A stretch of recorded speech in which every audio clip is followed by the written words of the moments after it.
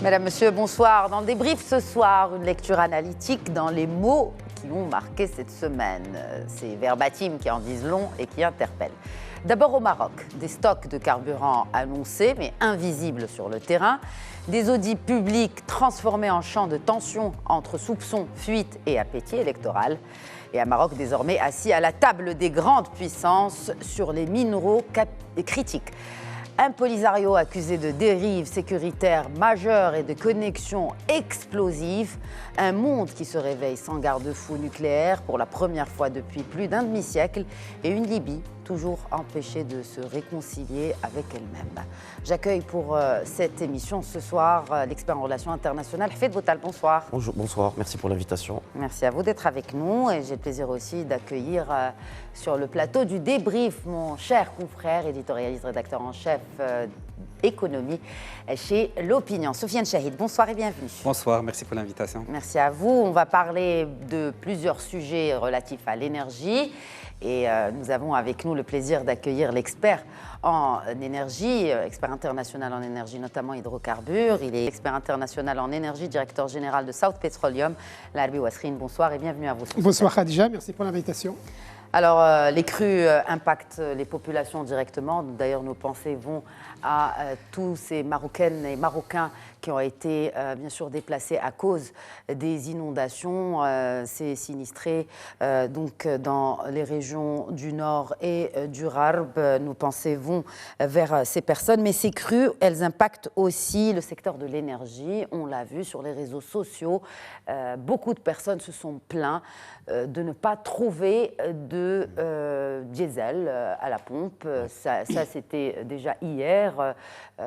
Sur les réseaux sociaux, on a vu beaucoup de témoignages qui se plaignent de ce phénomène. Et là, on a cette réaction du secrétaire général du syndicat national du pétrole et du gaz, Hussein Yamani, qui déclarait que si les distributeurs importent des cargaisons tous les 15 jours, où sont passés les 60 jours de stock avancés par le ministère de tutelle?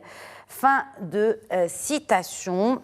On aimerait bien avoir votre lecture, Larbi Ouasrine, en tant qu'expert dans ce sujet. Il faudrait qu'il y ait un vrai problème aujourd'hui sur le stock des hydrocarbures et des produits pétroliers en général. Ce problème trouve son origine dans deux facteurs essentiels. Un, c'est que les stocks de sécurité qui sont maintenus aujourd'hui au Maroc, malheureusement, sont à des niveaux faibles.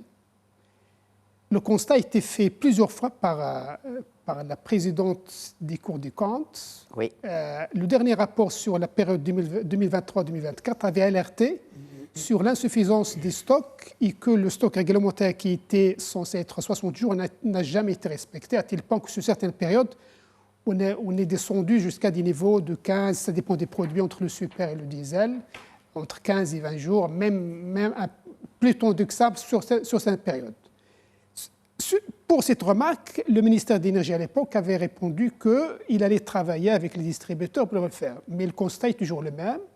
Sur certains produits, parce qu'il faut dire qu'on a 4 ou 5 produits qui sont concernés, mais les plus exposés au grand public, effectivement, c'est ceux qui sont au niveau des stations, en l'occurrence le diesel et le super. Donc aujourd'hui, on a ce problème. Et d'ailleurs, même si on remonte de le temps, même un même rapport toujours la commission, la Cour des comptes, a toujours établi en 2016 un ancien rapport que toujours, on n'a jamais atteint le niveau requis de 60 jours. Et puis, depuis, les responsabilités sont un peu... les uns disent, les distributeurs disent que ce n'est pas à nous d'assurer le stock de sécurité, alors que la loi est claire. Les distributeurs... Qui sont les indices? Vous dites les indices qui sont pas responsables. Non, c'est-à-dire que les distributeurs, en l'occurrence le fameux groupement des pétroliers du Maroc, GPM, dit que c'est à l'autorité gouvernementale, c'est au gouvernement d'assurer le stock et non pas aux distributeurs, soi-disant parce que ça leur coûte trop cher de maintenir ce stock. Et puis le gouvernement dit qu'il y a... C'est un moyen de mettre pression sur le gouvernement pour peut-être débloquer des subventions à ce secteur. Que sais-je Bien sûr.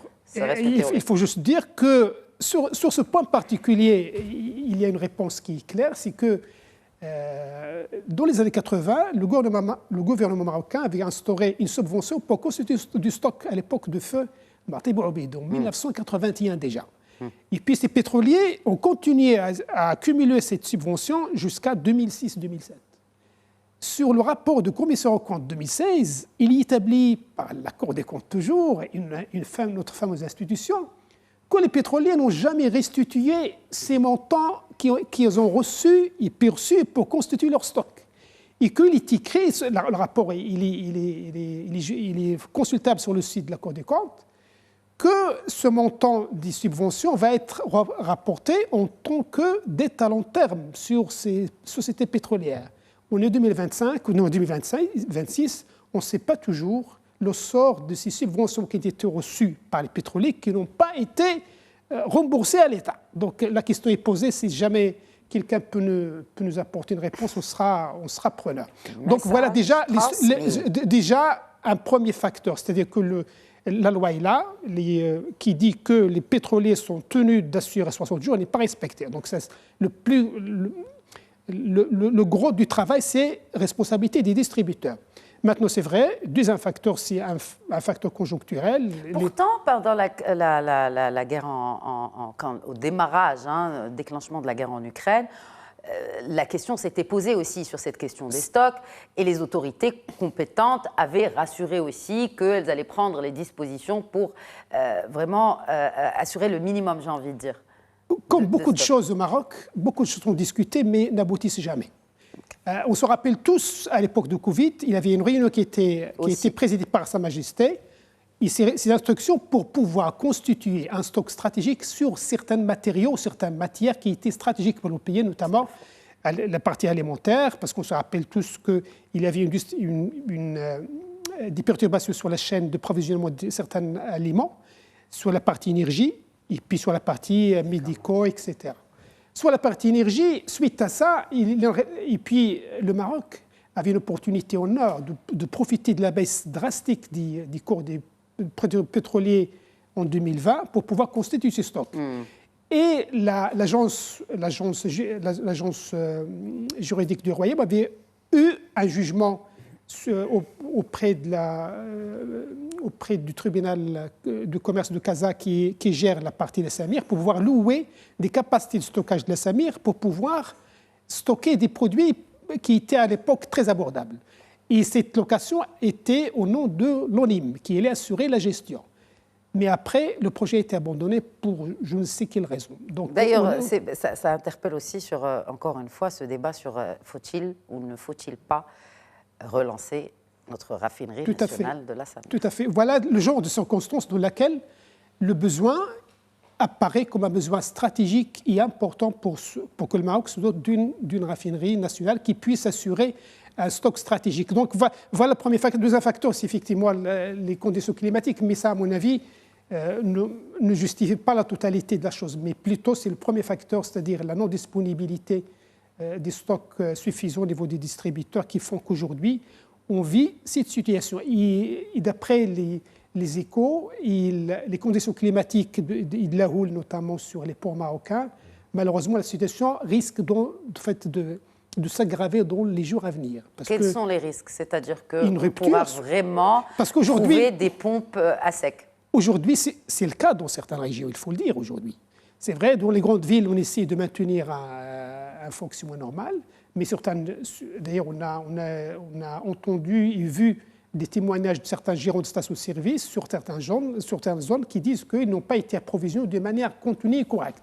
Oui. Donc, si jamais la situation continue effectivement sur la semaine prochaine, par exemple, on risque d'avoir pas des pénuries, mais des perturbations plus prononcées sur l'approvisionnement correct du marché marocain. Il faudrait qu'on parle, nous, uniquement de la partie visible, qui est le gasoil et le super au niveau de station. Il y a également d'autres produits stratégiques. On est le butane, les propane, le gaz. Exact. Et à la veille du ramadan, on sait très bien qu'il y a une consommation assez importante des ménages marocains sur les gaz butane. Et malheureusement, la même situation peut se prononcer pour le gaz domestique. Et puis il y a le fioul industriel pour les usines également qui est concerné. Et puis il y a un facteur très important, c'est le jet pour les avions. Également, c'est la même situation. Si jamais la situation perdure, effectivement, il risque effectivement que tous ces secteurs-là soient touchés par ces problèmes d'approvisionnement. Alors, on parle d'approvisionnement, on parle de stockage, on va y revenir sur cette décision sur le terminal de gaz naturel liquéfié de GNL de Nador. Mais avant, j'aimerais bien revenir avec vous, toujours Larbé Ouassrine, sur cette déclaration de la ministre de la Transition énergétique et du Développement durable, Leïla Ben Ali. C'était au Parlement, c'était lors de cette séance consacrée à la présentation du bilan des activités de cette même Cour des comptes que vous avez évoquée tout à l'heure. On va revenir à cette déclaration très forte du premier président de la Cour des comptes, Zine Bladaoui. Mais avant, cette déclaration de Leïla Ben Ali, je cite, le premier président de la Cour des comptes a évoqué les risques liés à la perception et à l'appréhension et parfois à la mauvaise foi. Elle a également parlé de la fuite de certaines données, de manœuvres d'intimidation et parfois de menaces. Ainsi, les acteurs tant privés que publics dans ces deux domaines ont des préoccupations concernant les situations de conflit d'intérêts et nous en avons discuté en commission. Fin de citation. Oui. Commentaire. Sans commentaire, à mon avis. À mon avis, la ministre est en train de chercher des prétextes là où il n'y en a pas. Depuis 2024, depuis qu'il est là, il a fait de la transition énergétique, et en particulier le projet national du gaz naturel, un de ses chevaux de bataille, si on veut dire. En 2024, il faut revenir un peu en arrière, parce qu'il n'était pas solo dans son projet. En 2024, il avait signé une convention avec 11 institutions marocaines, et entre autres la ministère des Finances, pour pouvoir amorcer le projet du gaz naturel marocain, qui était censé apporter une réponse claire et cohérente par rapport à notre transition énergétique. Et depuis, le travail a été amorcé avec des appels à manifestation d'intérêt qui ont été lancés, avec un appel d'offres qui a été lancé. Et puis, à notre grande surprise générale, on découvre que cette semaine, l'appel d'offres qui était concerné par la composante gazoduc et l'unité flottante de gazification de gaz naturel a été annulé. Ce même appel d'offres qui a été lancé en 5 décembre 2025 et qui devait, l'ouverture des prêts, l'ouverture des appels d'offres allait avoir lieu le 3 février, a été annulé. Madame la ministre n'a pas expliqué pourquoi il est annulé. Madame la ministre n'a rien annoncé. Il n'a rien annoncé. C'est une information qui a été partagée par une agence de presse internationale, en l'occurrence Reuters, et qui a été reprise dans la presse. Et c'était vraiment, on a senti comme une suspension brutale. Oui, c'est pour ça que je me dis aujourd'hui, pourquoi c'est pour ça que je dis, il cherche un prétexte là où il n'y en a pas. C'est son ministère qui chapeautait ce dossier, c'est même son ministère qui a lancé l'appel d'offres.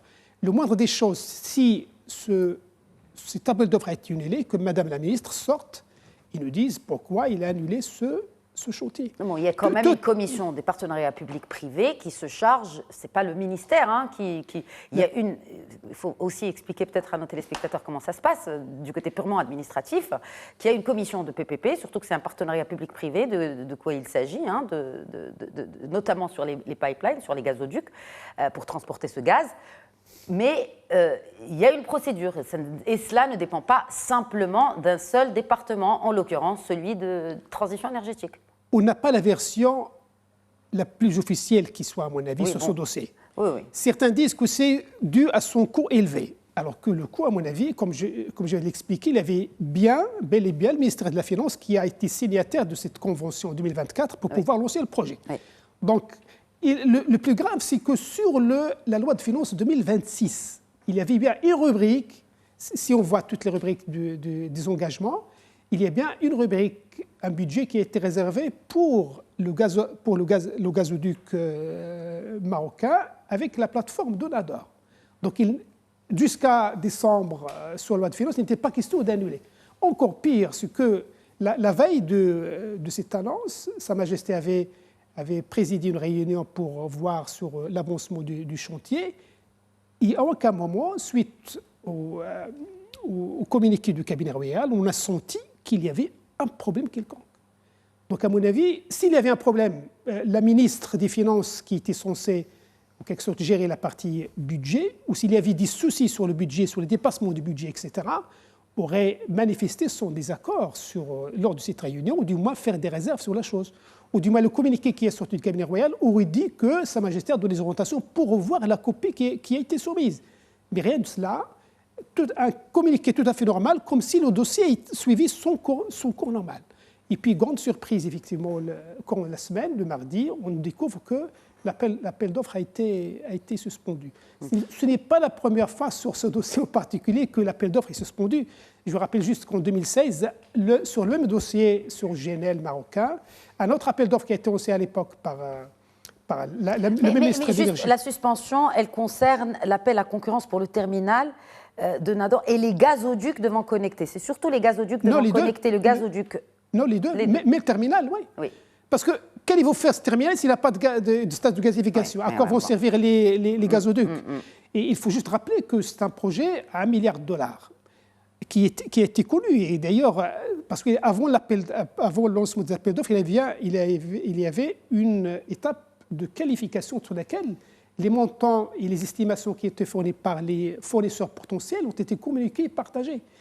Moi, ce que je trouve un peu bizarre, c'est qu'au stade du gouvernement, on n'a jamais vu que les parties prenantes, que ce soit les finances, que ce soit l'intérieur, que ce soit l'énergie, que ce soit le chef de gouvernement en personne, réunissaient ces personnes ou ces ministres pour dire voilà, notre stratégie GNL, où est-ce qu'il en est, quels sont s'il y a des problèmes. Il y a des réunions qui se tiennent, avec tous ces. Qui sont présidées d'ailleurs par le chef du gouvernement, mais effectivement, il n'y a pas eu. Quand il y a eu suspension, il n'y a pas eu de communication officielle sur ce dossier en particulier, à part peut-être cette mention à peine peut-être cachée de la ministre de. Quand on demande à nos politiques d'assumer la responsabilité de leurs décisions, à un moment ou à un autre, quand un ministre qui est responsable quelque part assume la responsabilité de son département, de ses équipes, il faut qu'il vienne nous expliquer, à nous les citoyens, à nous les qui votons, qui participons dans la chose publique, de nous dire pourquoi les raisons de cette annulation. Je vois mal, moi, comment les prochains... Si jamais il y a une relance de l'appel d'offres, ces mêmes investisseurs qui ont fait un effort important, qui ont pris le temps d'étudier, qui ont pris le temps de répondre, vont refaire la même chose dans l'avenir, parce que ça porte, à mon avis, une atteinte à la crédibilité du Maroc en tant que pays souverain, qui est crédible sur certains aspects. Et puis là, sur ce sujet particulier, à mon avis, ça n'a pas été fait des plus belles manières, si on veut dire. Je voudrais à présent revenir sur cette autre déclaration, toujours lors de cette séance au Parlement consacrée à la présentation du bilan des activités de la Cour des comptes au titre de la période 2024-2025. Madame Zine Blahadaoui met en garde contre l'instrumentalisation irresponsable des rapports de l'institution qu'elle préside, donc de la Cour des comptes. Madame Zine Blahadaoui qui déclarait, mot pour mot, je reprends donc ce verbatim de Madame Blahadaoui, l'audit et le contrôle des finances publiques ne sauraient servir de carburant électoral. Ils sont avant tout des mécanismes de correction des dysfonctionnements et de protection du patrimoine public. Ça vous fait sourire, Soufiane Chahid. J'aimerais bien vous entendre là-dessus et peut-être aussi, parce que vous êtes rédacteur en chef d'économie à l'opinion, votre opinion sur d'abord cette sortie de la ministre de la Transition énergétique et aussi surtout sur cette déclaration de Mme Blahadaoui qui en dit très long. Ça en dit très long parce que Madame la Présidente de la Cour des comptes a raison, parce que la Cour des comptes est une institution constitutionnelle apolitique qui est censée jouer le rôle de sauvegarde, comme elle dit, du patrimoine et de l'argent public, et donc d'auditer toutes les institutions publiques et leur manière de gérer leur argent. Bien sûr, il y a des rapports alarmants. Il y a eu des rapports qui ont fini devant la DGSN, qui ont enclenché des enquêtes. Mais on voit bien que certains partis politiques essaient d'instrumentaliser ces rapports pour régler leurs comptes ou pour attaquer directement cette institution, parce qu'on est à quelques mois des élections et je pense que tout ce qui peut servir un agenda politique ou un autre est bon à prendre. Oui, bon, agenda politique ou un autre, mais là, on est en train de parler d'enjeux et d'intérêts du pays, c'est-à-dire que ce soit pour la bonne gouvernance. Et c'est intéressant aussi que la présidente de la Cour des comptes, le premier président de la Cour des comptes, Mme Lahadaoui, tire la sonnette d'alarme sur l'instrumentalisation politique de ces rapports. Malheureusement, oui, c'est l'intérêt du pays, mais les intérêts électoraux et les intérêts de pouvoir passent très souvent devant les intérêts du pays. Oui. Nous allons à présent enchaîner avec un autre secteur qui est lié aussi aux matières premières. Et cette fois, on va parler de minerais critiques et cette réunion qui s'est tenue au département d'État américain à Washington cette semaine avec la présence de notre chef de la diplomatie, Nasser Bourita, et cette déclaration très intéressante du secrétaire d'État des États-Unis, M. Marco Rubio, qui rappelle une évidence pour certains, et puis pour d'autres peut-être qui leur apprend quelque chose de nouveau. Le Maroc joue un rôle clé dans les efforts visant à sécuriser et diversifier les chaînes d'approvisionnement mondiales de minéraux critiques. Marco Rubio. Hafed Boutaleb, peut-être un mot sur l'importance de cette réunion d'abord, au vu du contexte mondial, sur ces minerais critiques. Eh bien, ça confirme que le Maroc est un maillon stratégique dans les chaînes d'approvisionnement dans le monde, y compris pour les terres rares et dans d'autres produits, nous le savons. Et ça dénote aussi que le Maroc a réussi le pari de se positionner à mi-chemin entre les grandes puissances du monde. Parce que quand on parle de terres rares, très souvent, même en réalité de manière factuelle, on parle de la Chine aussi. 60% des terres rares du monde, peut-être même 70%, sont positionnés en Chine. Cette suprématie chinoise sur les terres rares explique que les Chinois aient poussé dans le marché international des produits qui utilisent ces terres rares comme produits critiques pour pouvoir se commercialiser. Les téléphones portables, par exemple, et les panneaux solaires, toutes les infrastructures renouvelables.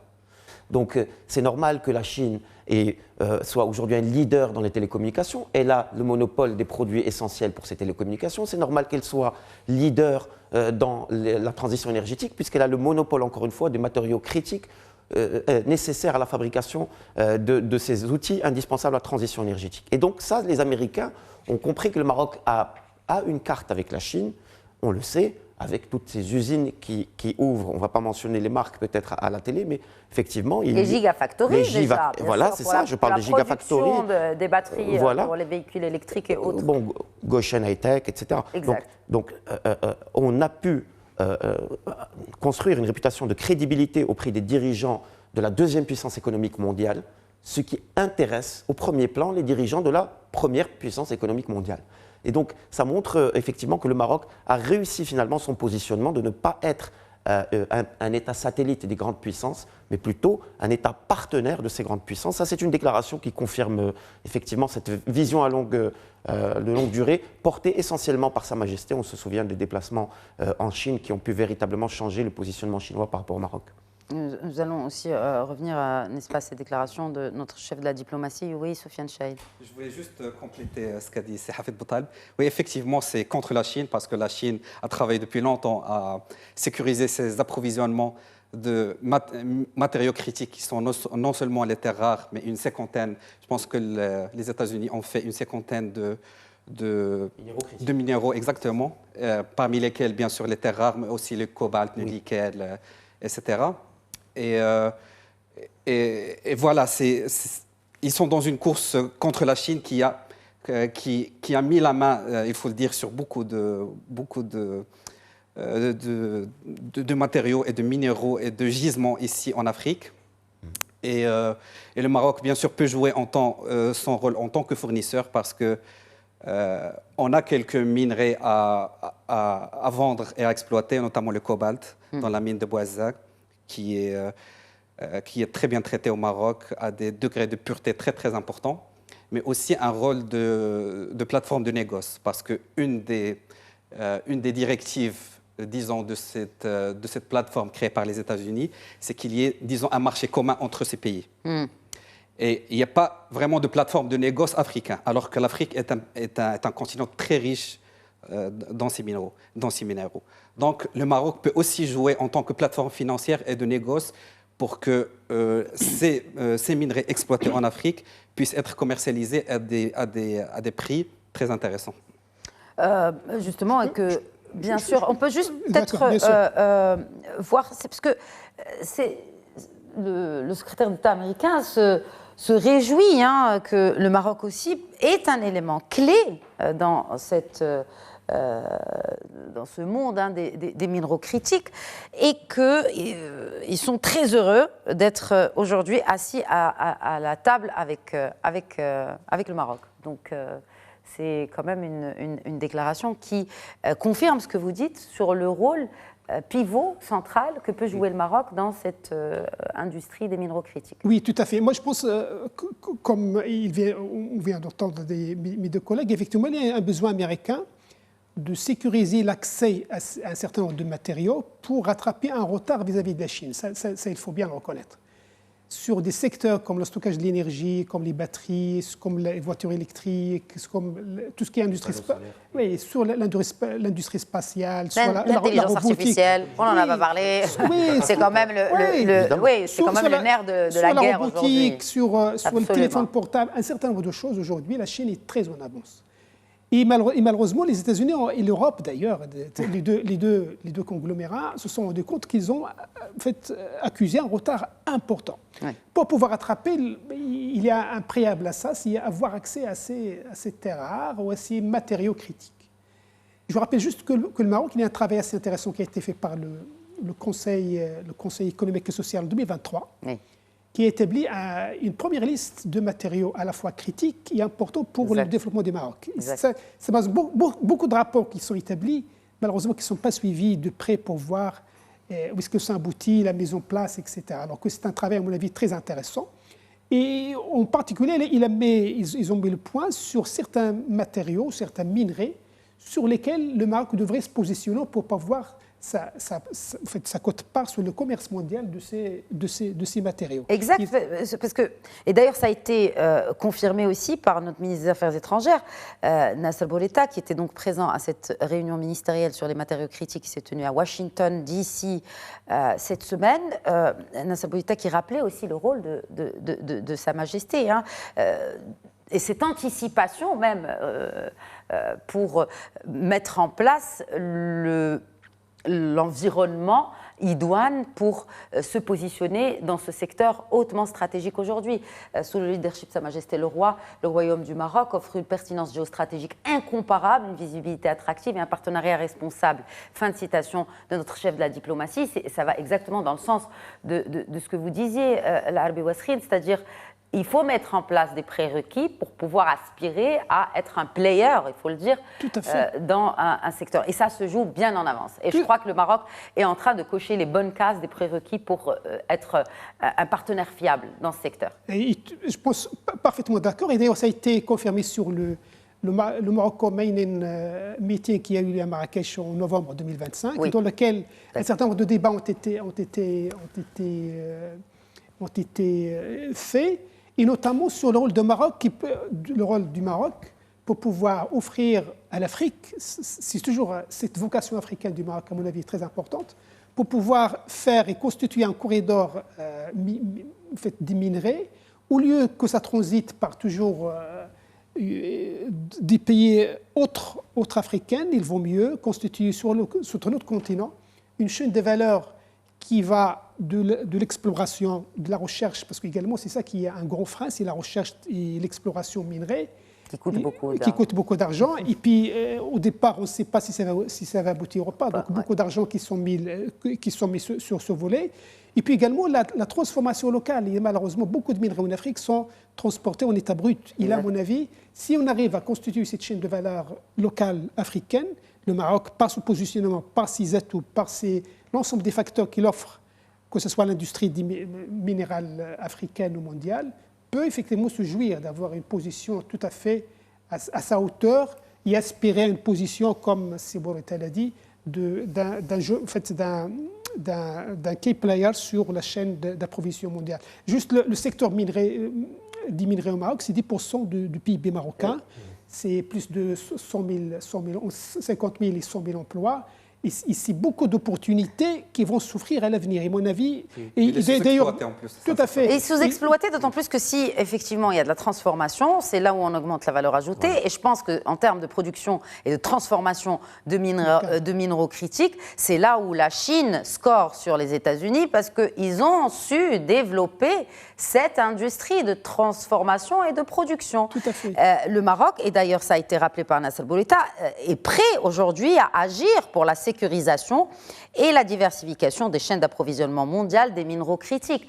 Ce qui m'amène à ma question, c'est l'Arbi Wasrin, si vous le permettez, c'est l'ONIM qui est en transformation en société anonyme. Comment cela pourra développer davantage le rôle de cette institution centrale dans le secteur des mines, dans le secteur minier dans notre pays? L'ONIM est une institution historique qui a toujours joué un rôle important sur le développement minier au Maroc. Exact. Mais il fallait qu'il change de statut des dimensions. À mon avis, c'est très important. Mais oui. La réflexion a été lancée dans le cadre et suite à parce qu'il faut dire que c'est l'ONIM aujourd'hui qui pilote le gazoduc Maroc-Nigérien. Nigérien-Maroc. Tout à fait. Ça dépend des points d'arrivée. Inch'Allah, peut-être aussi, qui sait. Donc Nigérien-Maroc. Pour pouvoir avoir les moyens, pour pouvoir continuer à piloter ce projet, il fallait des moyens supplémentaires parce qu'on va passer d'une dimension simple à un simple office vers une société qui va avoir les moyens financiers nécessaires pour pouvoir co-investir avec ses partenaires des autres pays, pour pouvoir lever des fonds pour faire face à ses besoins de financement pour les projets à venir. Et à mon avis, cette transformation va avoir deux avantages. Le premier, c'est institutionnaliser l'office qui va devenir une société anonyme avec une gestion qui va être à la hauteur des sociétés anonymes.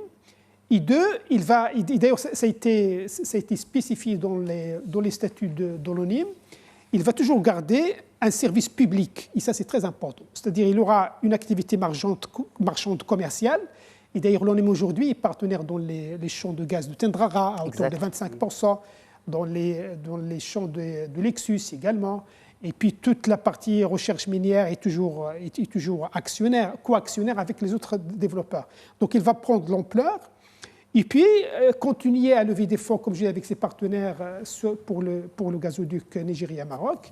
Et puis, ça c'est le premier volet, c'est-à-dire le volet commercial, mais il va garder le volet d'intérêt général qui va être toujours développer les aspects recherche, développement et mise à niveau, et puis mettre en valeur la partie patrimoine minier énergétique marocain. À mon avis, c'est une bonne chose pour l'ONIM. Si je peux... Et pour le secteur minier aussi. Tout à fait, bien sûr. C'est ce qui compte. Oui, si je peux compléter, l'ONIM fait un excellent boulot pour commercialiser nos gisements et notre potentiel, sauf que l'ONIM agit dans un cadre qui est le code minier. Et le code minier, tous les spécialistes, tous les investisseurs disent que c'est un code qui est dépassé, qui est déphasé avec la réalité. Et Leïla Ben Ali, malheureusement, dans la longue liste des réformes qu'elle n'a pas menées à bout, il y a le code minier qui devait être réformé, revu pour attirer encore plus des investisseurs. Il y a aussi le code gazier qui nous pose maintenant beaucoup de problèmes. On a vu avec le FSRU, etc. Donc malheureusement, il doit y avoir des réformes et des lois qui doivent être revues pour que ce soit dans les mines ou dans le gaz, que le Maroc atteigne son plein potentiel et qu'il attire des investisseurs. Mais donc ce que vous dites, c'est que le code minier pourrait freiner l'appétit de certains investisseurs dans le secteur minier. Il le freine déjà. Dans quel sens? Dans le sens qu'il n'est pas assez attractif, qu'il est trop compliqué, qui ne donne pas assez disons, un cadre sûr pour que des investisseurs, parce qu'un investisseur minier, il dépense beaucoup d'argent dans la recherche, dans la prospection. Et c'est un gros risque pour lui. Oui, donc s'il n'a pas un cadre légal qui est sûr, qui est très bien fait, il risque de ne jamais venir. Et la ministre Leïla Ben Ali le sait très bien, elle en a déjà parlé, que ce code minier devait être réformé. Donc on espère qu'elle le fera en parallèle avec la réforme de l'ONIM en SA. De ce qui reste quand même du mandat de ce gouvernement. Je ne vous apprends rien, que nous attendons d'ailleurs ces élections législatives, fin septembre. Bon, Nous allons à présent ouvrir un autre chapitre, parce que vous parlez d'investissement. Bon, oui, le cadre, effectivement, juridique, hein, est l'un des points importants que regarde un investisseur. Il regarde avant la stabilité aussi, stabilité politique, stabilité sécuritaire surtout. Ce qui m'amène, donc, pour faire ma transition, pour ma prochaine déclaration, mon prochain verbatim, qui nous vient toujours des États-Unis. Cette fois, c'est un sénateur américain. Pourquoi je parle de sécurité? Parce que cette semaine a été tenue donc une réunion pour parler justement de la politique américaine en termes de stratégie d'ailleurs américaine dans la région, dans notre région, notamment dans la région sahélo-saharienne, et l'importance de l'appui des alliés, hein, des États-Unis pour assurer, hein, la sécurité dans cette région. Il s'agit de Ted Cruz, de M. Ted Cruz, sénateur américain, qui n'y va pas par quatre chemins pour définir ce que c'est que le Front Polisario. Le Front Polisario est devenu une force déstabilisatrice majeure en Afrique du Nord, alimentant les activités djihadistes à travers le Sahel. Ted Cruz d'ajouter que l'Iran cherche à transformer le Polisario en un nouveau groupe de procuration similaire aux Houthis pour étendre son influence malveillante sur le continent africain. Et Ted Cruz de dire aussi qu'ils ont des preuves que le Polisario possède désormais des drones fournis par les gardiens de la révolution iranien et reçoit un entraînement tactique du Hezbollah. D'abord, on va commenter cela avant de commenter cette autre déclaration de Ted Cruz qui clairement parle des actions à mener contre le Polisario au niveau du Sénat américain. Hafed Boutaleb, d'abord ces déclarations... Ted Cruz ne nous apprend rien de nouveau, mais c'est le cadre dans lequel ces déclarations ont été faites et par qui. D'abord, un mot sur Ted Cruz, pour les gens qui ne connaissent pas la politique américaine. Ted Cruz, c'est le cœur idéologique du Parti républicain. C'est l'Amérique chrétienne, c'est la liberté d'expression, hein, c'est des sujets chers aux républicains, c'est la liberté de commerce, c'est l'entreprise privée et réduire au maximum l'intervention de l'État. Donc on est vraiment dans un des dirigeants clés du Parti républicain, ancien adversaire de Donald Trump pendant la primaire de 2016. Il était le plus important adversaire que avec lequel Donald Trump a eu affaire. Et aujourd'hui, il dirige la commission du commerce au sein en tant que congressman. Il dirige la commission. Il représente, voilà, il est sénateur du Texas. Et on sait très bien que malgré le positionnement, par exemple, des républicains sur le Mexique, il a été un des plus grands, des dirigeants les plus enthousiastes à encourager le commerce entre son État, le Texas, et le Mexique. Donc on n'a pas affaire à un idéologue borné, si vous voulez. C'est effectivement, on est dans l'idéologie d'un parti américain qui est plutôt flexible, qui s'adapte en fonction des intérêts. Et là-dessus, Ted Cruz est à la hauteur, hein, de ce que le Parti républicain ami du Maroc a toujours prôné, c'est-à-dire l'allié des États-Unis dans la région, c'est le Royaume. Et on est à deux doigts, là on a l'impression qu'on est à deux doigts qu'il prononce que le Polisario est une organisation terroriste, puisque c'est exactement à quoi nous avons affaire. Surtout quand il les assimile en parallèle avec les gardiens de la Révolution qui ont été aujourd'hui, Kaja Kallas, commissaire aux affaires étrangères de l'Union européenne, ils sont désormais classifiés comme organisation terroriste par l'Union européenne. Les Iraniens de répondre au Parlement iranien qu'ils classifient aussi l'armée européenne d'armée terroriste. On n'a pas. Je ferme la parenthèse. Mais oui. c'est juste pour... Un Parlement quand même iranien qui valide 30 000 morts de ses propres concitoyens. Oui. Donc c'est un Parlement qui est construit sur des tas de cadavres. Oui. Il faut rappeler quand même cette triste réalité que vivent les Iraniens aujourd'hui, depuis fin décembre. Mais ce qui est important... Et que l'Iran cherche aussi à s'étendre. Parce que c'est un peu aussi le modus operandi du régime, c'est d'opérer par proxy. Oui. Il faut dire qu'il n'en a plus vraiment dans la région, à part au Yémen. Et ça a été avéré, surtout après la chute de Al-Assad, des documents ont été déclassifiés qui prouvent qu'il y avait un mouvement de combattants. Les milices du Polisario ont pris part à la guerre civile syrienne. Exactement. Et ils ont agressé des civils syriens innocents pour un régime tyrannique, pour le compte d'un régime tyrannique. Ça rappelle un peu aussi la guerre civile en Algérie dans les années 90 et le rôle du Polisario qui a toujours été éludé par le régime de notre pays voisin. Donc, ce qui interroge là, vraiment au fond, c'est quels sont les dividendes que l'Iran a gagnés de cette politique de proxy et d'interventionnisme étranger. Ben, c'est l'influence. Zéro. Enfin, c'est l'influence et servir les intérêts. De toute façon, c'est une question d'intérêt. Enfin, je pense. Voilà, mais aujourd'hui, justement, on voit très bien que malgré, quand même, on parle de plusieurs décennies d'ingérence, il n'y a aucun dividende. C'est-à-dire le régime est vraiment en difficulté. Le guide suprême n'a jamais été aussi traité de dictateur et de tyran par sa propre population de l'histoire. Il est aujourd'hui mis en avant. Il n'a plus ce luxe qu'il avait avant d'être derrière les structures. Aujourd'hui, il est vraiment exposé directement. Et on ne comprend pas ce positionnement iranien, ici, surtout en Afrique du Nord. Quel est l'agenda ? Pas qu'en Afrique du Nord. Et pour qui ? Et pour Fait de Botal, pas qu'en Afrique du Nord. Pas qu'en Afrique du Nord, oui. Même au Nigeria, même au Soudan. Même Afrique de l'Ouest. Oui, oui. Donc, c'est véritablement ça interroge. Et puis le Polisario, rappelons, il est impliqué dans cette offensive de djihadistes au Sahel qui cible un pays voisin et ami, qui est le Mali, où on a vu les exactions menées par des éléments du Polisario qui sont drapés dans les nébuleuses terroristes qui ont fleuri au Sahel du fait de la politique du régime algérien. Donc un dirigeant qui a été éliminé au Mali, qui vient d'où Voilà, c'est ça. Exactement, il fait partie de la milice.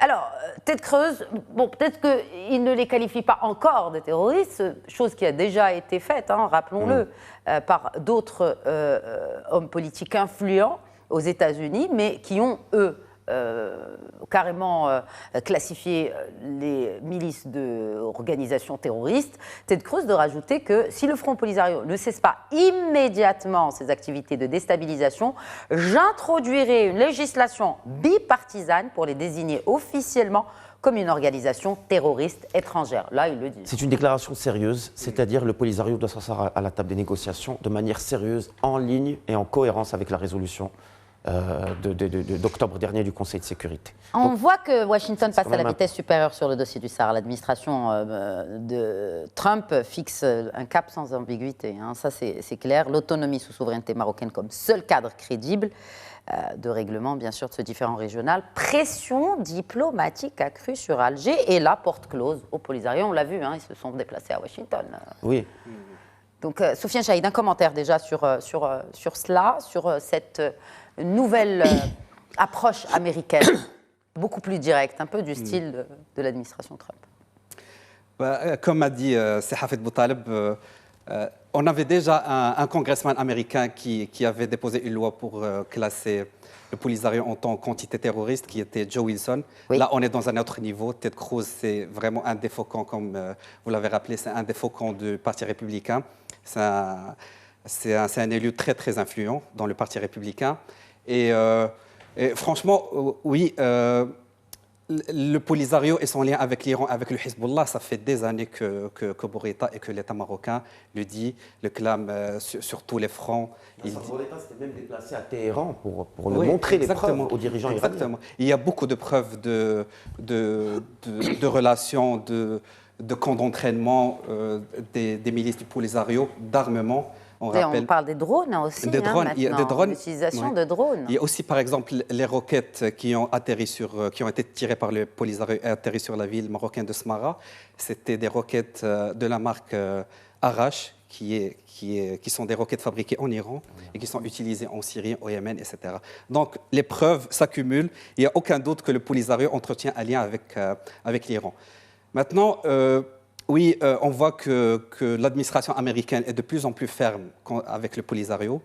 Quand l'administration américaine est aussi ferme avec le Polisario, quand on a une figure de proue du parti au pouvoir, des Républicains, qui accuse, vraiment avec des mots très clairs et forts, cette organisation qui la qualifie de terroriste. Quel message envoie-t-on aussi à ceux qui maintiennent sous perfusion cette organisation, cette milice du Polisario? Je pense que le Polisario est surtout l'Algérie qui est derrière. Oui, nommément l'Algérie. Je n'ai pas nommé, mais bon, c'est elephant in the room.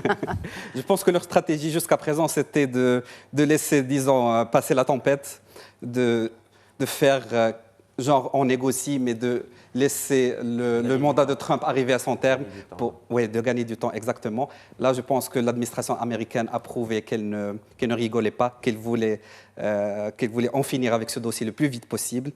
Et que, voilà, il y a maintenant la menace, si le Polisario ne veut pas négocier, il a la menace de les classer en entité terroriste, et ils peuvent les classer en entité terroriste. Par exemple, il y avait l'exemple de l'Irish Republican Army, qu'on avait classé, les États-Unis et l'Union européenne avaient classé la branche militaire en tant qu'entité terroriste et continuent à négocier avec la branche politique. On peut aller dans ce scénario, c'est-à-dire qu'en classant la branche militaire du Polisario en tant qu'entité terroriste, on leur enlève les financements, on les met sous surveillance, on arrête leurs dirigeants, et continuer leur branche politique pacifiste qui cherche une solution, disons, acceptable, qu'on continue à négocier avec eux. Et rappelons pour Ted Cruz qu'en ce moment, les États-Unis vivent un momentum assez critique avec ces scandales liés à l'affaire Epstein. Et on a là un homme politique qui n'est mentionné nulle part. Donc il garde une certaine virginité aujourd'hui par rapport à l'électorat républicain. Et on est aussi à c'est toujours la machine électorale. Il a un adversaire, c'est J.D. Vance, c'est le vice-président, mais Ted Cruz est un des présidentiables du Parti républicain en tout cas. Je voudrais aussi, à présent, évoquer un fait intéressant cette semaine. On parle beaucoup d'énergie, je l'ai dit au début de cette émission. Des hydrocarbures, on va passer à l'énergie nucléaire et plutôt à l'arme nucléaire, puisque ce traité nucléaire entre les deux puissances, qui sont les Américains et les Russes, a pris fin cette semaine, ce qui a fait réagir le secrétaire général de l'ONU, M. Antonio Guterres, qui s'inquiète, une fois n'est pas coutume, l'expiration du traité New Start à minuit aujourd'hui, c'était donc hier, marque un moment grave pour la paix et la sécurité internationale, et d'ajouter que pour la première fois depuis plus d'un demi-siècle, le monde se retrouve sans aucune limite juridiquement contraignante aux arsenaux nucléaires stratégiques de la Fédération de Russie et des États-Unis d'Amérique, les deux États qui détiennent l'écrasante majorité du stock mondial d'armes nucléaires. Dixit, donc Antonio Guterres. Mais bien de l'eau a coulé sous les ponts, et quand on voit aujourd'hui la relation entre Washington et Moscou, on ne peut pas dire qu'on est à la veille d'une guerre nucléaire. Faites beau taleb. Alors, le véritable souci qui se pose aujourd'hui, c'est les traités START, rappelons qu'ils adressent une question fondamentale, un problème fondamental, c'est la prolifération nucléaire. C'est-à-dire que plus il y aura de bombes, en nombre de bombes, là on est à peu près 12 000 sur Terre, plus le risque qu'il y ait un emballement incontrôlé se pose. C'est-à-dire qu'on ne peut pas éluder ce risque pour la paix dans le monde, pour préserver la paix dans le monde. Et donc ces traités START visaient à faire passer, alors juste pour donner des chiffres, il y a à peu près 12 000 têtes nucléaires, 10 500 sont répartis entre les États-Unis et la Russie. La Russie a la primauté à peu près de quelques centaines, 5 500, suivi des États-Unis, 5 000 têtes nucléaires. Et l'idée était de faire passer le seuil à 700 par pays. Et qu'ensuite, en réalité, l'objectif, c'est véritablement supprimer l'arsenal nucléaire comme option de guerre, véritablement abandonner l'emploi de la bombe nucléaire. Et le souci aujourd'hui, c'est qu'il y a eu un changement technologique. C'est que les Russes ont beaucoup investi sur ce qu'on appelle les armes nucléaires tactiques, et qu'aujourd'hui, ça leur donne une avance considérable par rapport aux Américains.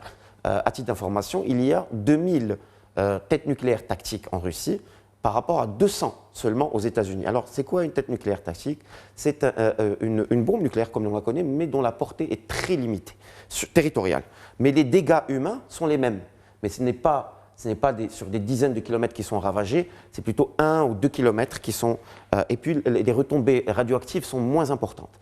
Ce qui fait que ces armes nucléaires tactiques réduisent le danger, on va dire le danger spectaculaire que représentent un peu les armes nucléaires.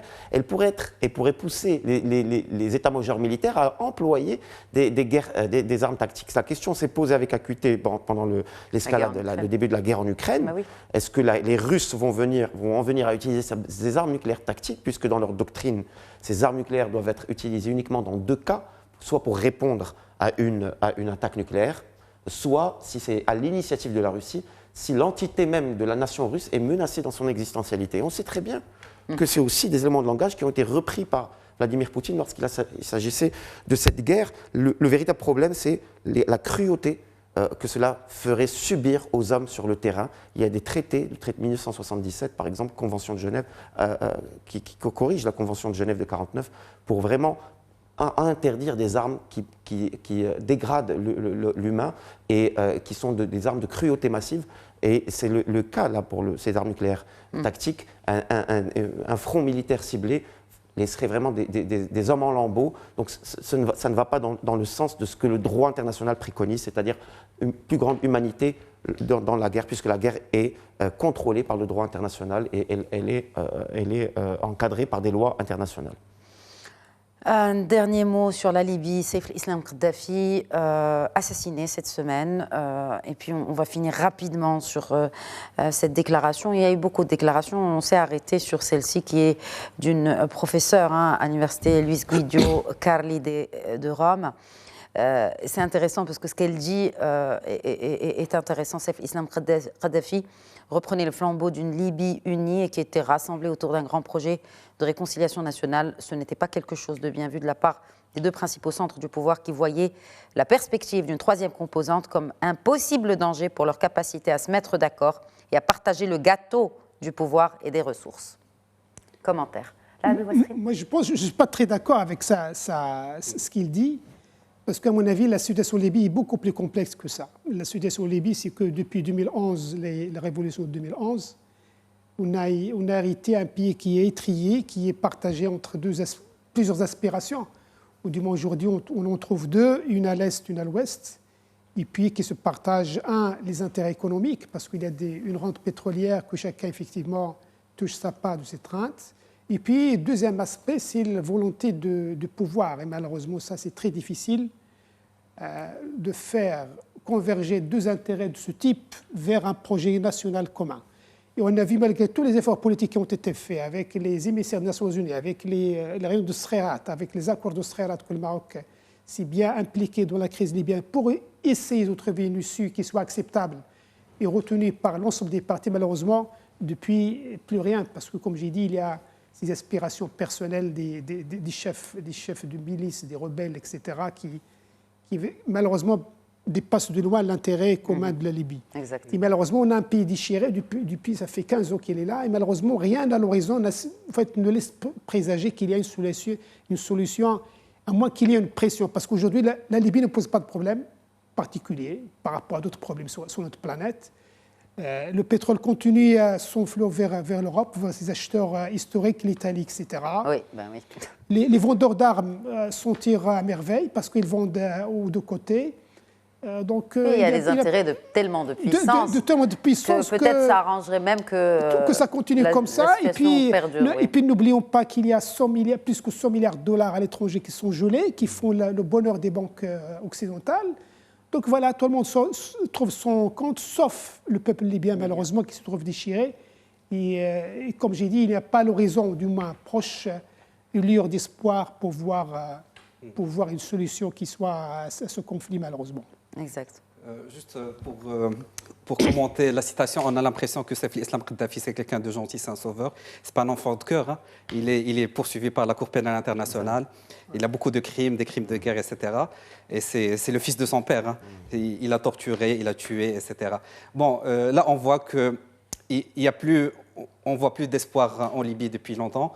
Selagbe a parlé des accords de Sreras qui sont oubliés parce que les accords fixent un cadre pour des élections. Ben oui, ils ne veulent pas d'élections. Ils veulent pas. Personne ne veut des élections. Ah, en plus, il y a des puissances qui se sont impliquées dans ce conflit, ce qui l'a rendu très, très compliqué. La Russie, les Émirats, le Qatar, etc. etc. Donc, je pense que les espoirs s'éloignent de plus en plus de ce pays. Voilà, c'est tout pour le débrief de ce soir. Merci messieurs, merci Larbi Wassim. Merci Khadija. Merci Hafid Boutaleb et merci à vous aussi, cher Soufiane Chahid. Voilà, c'est la fin donc de cet épisode du débrief. Je vous remercie pour votre fidélité. Je vous souhaite une bonne soirée et surtout un très bon week-end à tous.